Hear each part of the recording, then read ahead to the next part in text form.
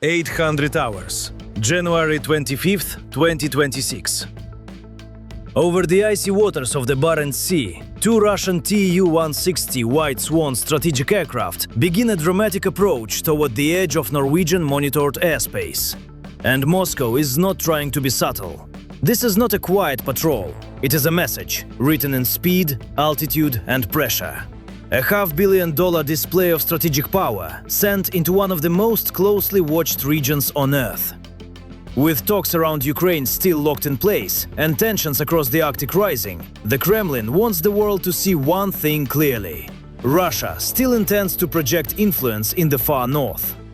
But instead of creating panic, the White Swans are flying straight into a network far more advanced than their crews may realize. From hundreds of miles away, before the aircraft even become a direct visual concern, they are already being tracked, studied and mapped by a Western electronic shield that does not sleep. For decades, the Barents Sea was almost a private arena for Russia's Northern Fleet. A place where long-range aircraft could train, maneuver and send signals without constant pressure from the outside world. But the map has changed. With NATO's northern expansion and Finland and Sweden now fully integrated into the security picture, that old sanctuary has become something very different – a monitored glass box. Every vibration from the Tu-160's NK-32 engines, every electronic pulse from its older onboard systems, and every movement across the Arctic sky is being absorbed by a connected Western network built to detect, classify and respond. As the two White Swans cross the 71st parallel, they are not invisible. They are broadcasting themselves. Their transponders remain active. Their digital identity is visible not only to military systems, but even to civilian tracking tools. Across the region, two massive icons appear on screens, moving through the northern sky with unmistakable confidence. Normally, aircraft like these move with silence and mystery. Today, Moscow wants the opposite. It wants the roar to be public. By keeping their signal visible, the Russian crews are almost knocking on NATO's door, waiting to see how quickly the alarm is raised. This is not only a flight. It is a live test of reaction time, radar behavior, radio discipline and coordination across the Nordic defense network. How many seconds will it take before Norwegian interceptors move? Which frequencies will light up? Which bases will respond first? From the outside, it looks like a familiar high-pressure provocation. Two Norwegian F-35s lift off in under 6 minutes. But what the Russian pilots do not know is that the F-35s are not playing the same old game. The American-built stealth fighters move in passive mode. Their powerful AN/APG-81 radars are not actively searching. They are not announcing themselves. They are not filling the sky with signals. They are listening.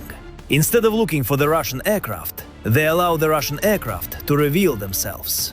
The F-35 slide into position roughly 20 kilometers to the side of the formation, outside the obvious visual range, but close enough to watch everything. Inside the Tu-160 cockpits, everything appears calm. No warning tone, no sign of a radar focus, no indication that the aircraft are being quietly studied from multiple angles. To the Russian crew, the Barents Sea still feels open and empty. They believe they are setting the pace. They believe they are controlling the encounter. But in reality, they have become the focus of a high-definition tactical assessment. NATO is not showing its hand, it is staying silent. The White Swans are roaring through the Arctic sky, while the F-35s remain like shadows in the system. The public display was meant to pressure NATO, but instead it has made the Russian formation one of the most visible targets in the northern theater. Here is the real question. If a direct NATO response ever became unavoidable, how fast do you think it would happen? 1 minute, 2 minutes, or only a few seconds? Leave your answer in the comments. Then, at exactly 0910 hours, the balance shifts. The Tu-160 crews make their next move. They switch off their transponders. In an instant, the aircraft disappear from civilian air traffic screens. At the same time, the four massive NK-32 engines push harder. The White Swans sweep their wings back and begin to climb with force. The aircraft accelerate from a controlled cruise into a stunning high-speed run, racing toward Mach 1.8 and climbing to nearly 52,000 feet. Moscow's calculation is cold and deliberate. They know military sensors are still watching. But at this speed, at this altitude, and in this environment, They believe the tracking picture may become harder to maintain. Below them, in the cold waters of the Barents Sea, American Arleigh-Burke-class destroyers are positioned within the wider theater. Russian planners are betting that the Arctic itself will help them. Jagged ice formations, extreme temperature layers, complex reflections over water, a sky full of clutter. They want to prove that the Tu-160 still holds one advantage above all others: raw speed. The message is simple. The White Swan can still run faster than NATO can react. Inside the Russian cockpits, there is a sense of controlled confidence. Their instruments still show no direct threat. They believe they have broken the timing of the intercept. They believe they have left the Norwegian F-35s behind, forcing them to chase through a supersonic wake. This is the supersonic flex, a strategic performance designed to show that Moscow can move faster than the Western Shield can think. But modern aerial competition no longer works that way. Speed matters. But only if you are not already part of someone else's calculation. As the White Swans push higher and faster, the US Navy does not need to chase them with loud active radar, because there is no need to search for something that is already fixed on the digital map. High above the atmosphere, early warning satellites track the intense heat signatures from the Tu-160 engines with extreme precision. Far away, an RC-135 rivet joint monitors the electronic environment, collecting the small signals, transmissions and emissions coming from the Russian formation. This is the real intercept. Quiet, layered, patient. While the Russian pilots focus on speed at 52,000 feet, two F-15EX Eagle II fighters are already holding the high ground at around 60,000 feet. They are positioned above the drama, waiting at the edge of the stratosphere in a place Moscow believed it controlled. The F-15EX may look like an evolution of an older airframe, but inside it is a modern digital powerhouse. With advanced electronic warfare tools and long-range networking, it can operate as both a heavy interceptor and a flying command node. Using its defensive systems, the American pilots create a zone of silence and confusion around the Russian escort picture. The MiG-31 crews believe their sensors are telling the truth. But the truth has already been shaped by a far more advanced network. The F-15EX aircraft do not approach from the obvious direction. They do not challenge the Russians head-on, where everyone is looking. Instead, they come from above, from the perch, dropping out of altitude with speed and precision, using the glare of the sun and the geometry of the sky to remain difficult to detect until the advantage is already theirs. To the Russian MiG-31 pilots, the sky still appears manageable, routine, controlled. But far above them, two heavy American fighters are already descending into position. NATO has not launched anything. It has not crossed the line into open confrontation. But tactically, the situation has already shifted. At 0920 hours, the stratosphere becomes a pressure chamber. Frustrated by the change in geometry, the Russian MiG-31 escorts make a bold move. They do not simply turn or adjust formation. They focus their fire control radar energy directly onto the American aircraft. This is not a casual scan. It is a sustained high-energy focus. Inside the American cockpits, warning systems begin to respond. The pilots know exactly what it means. It is a deliberate attempt to force a reaction, to create pressure, and to make NATO pilots choose between holding position or stepping back. Moscow is trying to win the psychological contest. It is a game of nerve at extreme altitude. If the Americans pull away, the Kremlin can claim that NATO was pushed out of the Arctic sky. If the Americans respond too aggressively, the encounter could spiral into something far more serious. The tension at 60,000 feet is almost physical. The Russian crews believe they have regained leverage. They are betting that Washington will not risk a wider crisis over an electronic challenge. But what they do not understand is that the situation has already been modeled.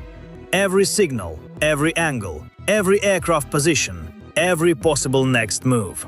They are trying to intimidate a network that does not feel pressure, a system of systems that does not panic, does not blink, and does not need to guess. The Russians are counting on NATO restraint to create a propaganda victory. But while their radar energy continues to pour into the sky, the Western network quietly turns that aggression into data. The hunt is reaching its peak, and the Kremlin is about to discover what happens when you shine a spotlight at something that was never truly hiding. So imagine this. You are the pilot of that F-15EX. Your warning system suddenly tells you that a Russian aircraft has focused its sensors on you. Do you hold your course? Or do you answer with your own signal? Comment your choice below. While the MiG-31s push energy into the stratosphere, the ocean below has become part of the trap. The Arleigh Burke-class destroyers in the Barents Sea have not just been observing, they have initiated a multi-static tracking protocol. And this is where Moscow's pressure tactic turns against itself. The US Navy does not need to reveal its position by lighting up the sky with its own powerful radar.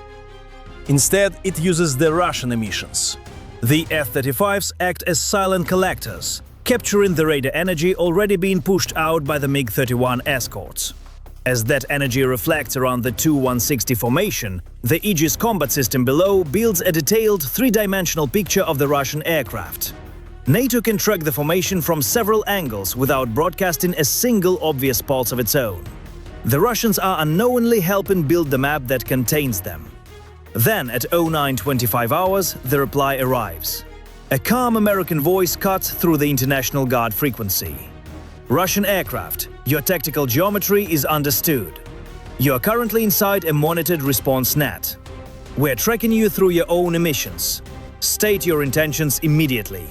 It is not shouted, it is not emotional. That is what makes it colder. Moscow believed it was pressuring the F-15s, but the message makes something clear. Every aggressive signal has only made the Russian formation more visible. They are not intimidating the network, they are feeding it. Every radar pulse becomes another data point. Every maneuver becomes another prediction. Every attempt to dominate the moment becomes another layer in the Western tracking picture. The giant does not flinch, it measures. At 09:30 hours, the Arctic sky moves toward its most dangerous moment. Instead of turning away, the Tu-160 White Swans begin their final act of pressure. Their internal bays start to open. In the language of strategic deterrence, that is not a casual gesture. It is a serious escalation signal. NATO now has only a short window to prevent the situation from crossing into a far more dangerous phase. But the US Navy and Air Force do not answer with a dramatic strike. They answer with physics. An F-15EX Eagle II performs an extremely risky high-speed cross-turn close to the lead aircraft's nose. The fighter cuts through the air at extreme speed, generating a heavy wall of wake turbulence. The effect is immediate. The massive Tu-160 begins to shake violently. Its crew fights to stabilize the aircraft as the airframe is hit by turbulent force from the maneuver. The enormous White Swan, built for speed and range, is suddenly forced into a struggle just to stay steady. While the Russian pilots work to keep control, the Arleigh Burke destroyer below focuses its electronic systems on a narrow target. The control link associated with the Tu-160's internal bay mechanisms. The goal is not destruction. The goal is denial. A surgical digital interruption. The Aegis system floods the relevant channel with repeated close commands, disrupting the aircraft's ability to complete the bay opening sequence. Inside the Russian cockpit, the crew tries to override the problem manually, but the system is no longer responding cleanly. The doors are caught between command, interference, and vibration. The aircraft has revealed its intent, but the network has stopped the next step. The White Swan has opened its mouth, but the Western shield has locked its jaw. The countdown reaches 0, and the Kremlin's final flex has been turned into an airborne cage. At 09:35 hours, the chaos ends not with a fireball, not with a dramatic impact, and not with open conflict. It ends with silence. Inside the Russian cockpits, the situation has shifted completely. What began as a demonstration of strength has become a demonstration of limitation. The internal bays remain stuck. The aircraft have been shaken by wake turbulence. Their formation is being tracked from multiple angles. Their communications picture is being pressured. Their escape path through altitude and speed is no longer as clean as they believed. The White Swans are still powerful aircraft, but in this moment, power is not enough. Not when every movement is watched, not when every signal is captured, not when every attempt to create fear becomes another input into a system designed to stay calm under pressure. The Russian formation closes its base, reduces speed, and begins a slow turn back toward Murmansk. No public statement will describe the full electronic contest that just unfolded over the Arctic. No headline will capture the silent battle between radar, satellite, stealth, altitude, and decision-making. But the lesson is clear. The modern battlefield is not only about who has the biggest aircraft or the fastest engines. It is about who controls the information, who sees first, Who understands faster, who can turn an opponent's own emissions into a map, and who can win without crossing the final line. While this scenario has been dramatized to help visualize how a modern system of systems could work, the core idea behind it is very real. Today's US Navy and Air Force are built around integration, electronic warfare, stealth, layered sensors, and rapid decision-making across air, sea, space, and cyber domains. The Arctic is no longer an empty frontier. It is a chessboard made of ice, signals, and silence. And in this game, the loudest aircraft is not always the most dangerous one. Sometimes, the most powerful player in the sky is the one you never hear coming. What do you think about this kind of electronic shield? Could silent tracking and digital pressure decide the future of air power without a single direct exchange? Type electronic shield in the comments if you think this is the next era of military dominance. And don't forget to support the channel if you want more strategic breakdowns like this.